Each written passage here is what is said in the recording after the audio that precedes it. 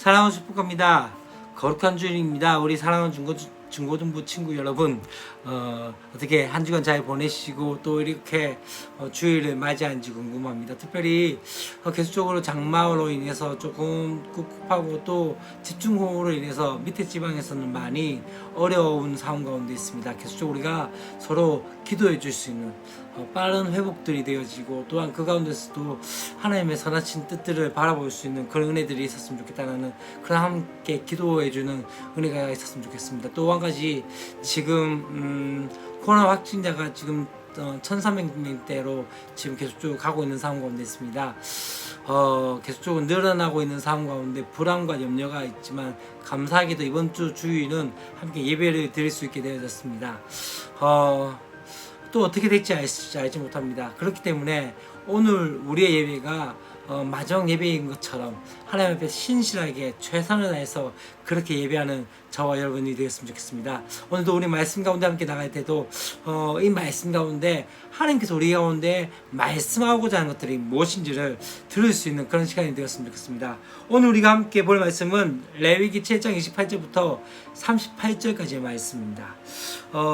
앞에 부분에서 어떤 이야기 한다면요, 건제, 소제, 화목제, 속죄제, 속건제에 대해서 한번 이야기했다가 다시 한번 마치 리마인드하는 느낌이 드는 것을 보게 되어집니다. 사실 앞에 부분에서는 제사자들, 다시 말하면 이스라엘 전체에 대해서 이야기했다면, 뒤에 부분에서는 누구에 대해서 제사장들에게 이 제사에 대해서 어떻게 해야 될지에 대해서 다시 한번 이야기하는 그 모습들을 보게 되어지는 것이죠.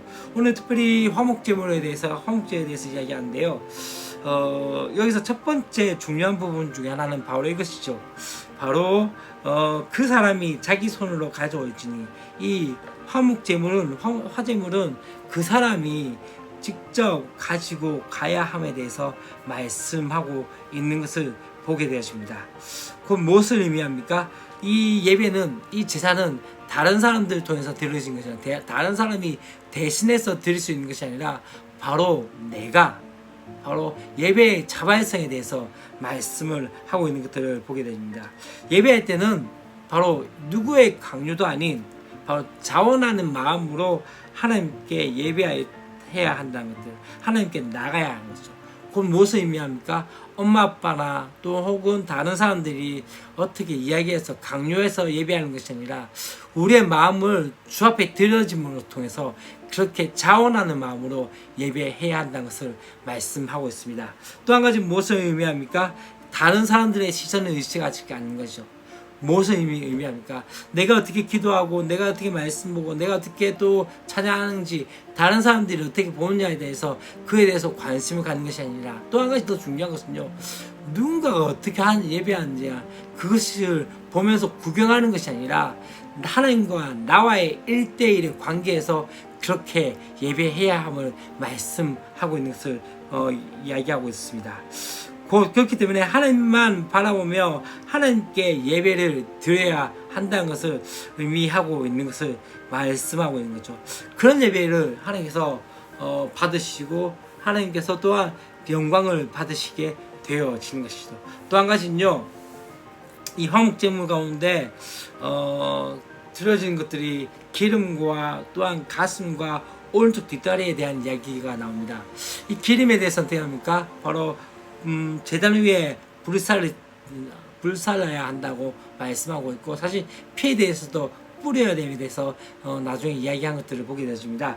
오늘 근데 가슴에 대해서 또한 왼쪽 뒷다리에 대해서 어떻게 이야기합니까? 바로 이 부분에서는 뭘 말씀하고 있다면요, 오른쪽 뒷다리에 대해서 어떻게 얘기하냐면, 둘 다에 대해서 첫 번째 그 가슴에 대해서는 요제로 드리게 될 텐데, 흔들어서 드려지는 제물이 되는데, 그것과 또한 거제로 드리는 오른쪽 뒷다리는 누구의 것이 되어진다고 말씀하고 있습니까? 바로 제사장의 그 아론과 그 후손 제사장의 몫이라고 말씀하고 있습니다. 사실 제사장들이 했던 일이 무엇입니까? 제사와 성막을 섬기는 일들을 했기 때문에 어떤 생업에도 종사할 수 없는 그런 상황이었습니다. 그렇기 때문에 이스라엘 백성들이 가지고 오는 그 예물을 통해서 이 예물이 하나님을 섬기는 동시에 또 무엇을 합니까?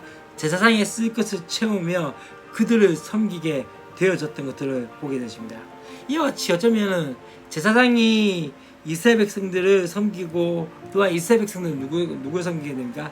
제사장을 섬기면서 서로가 서로를 섬기며 함께 그렇게 섬겨가는 공동체가 바로 이스라엘 공동체였던 것이죠.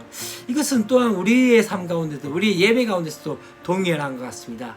여러분, 우리가 함께 예배할 때 서로가 서로를 섬겨주며 또 서로를 배려해주는 삶 가운데서 예배해야 한다는 것을 말씀하고 있는 것이죠. 사실 너무나도 우리가 서로가 다른 모습이고 다른 환경에서 자랐던 모습들이 있습니다.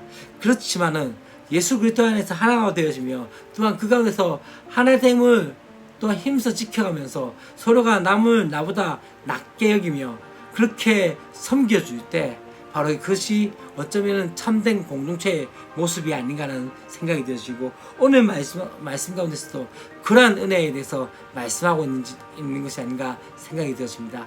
오늘 이 말씀들을 통해서 다시 한번 우리가 고백하는 것은 예배는 절대로 누군가가 대신 드릴 수 있는 예배가 아닙니다. 강요나 또한 어떤 압박을 통해서 드려진 예배가 아니라 더 중요한 건 무엇입니까? 우리의 마음을 들여서 자원하는 마음으로 그렇게 예배했으면 좋겠습니다.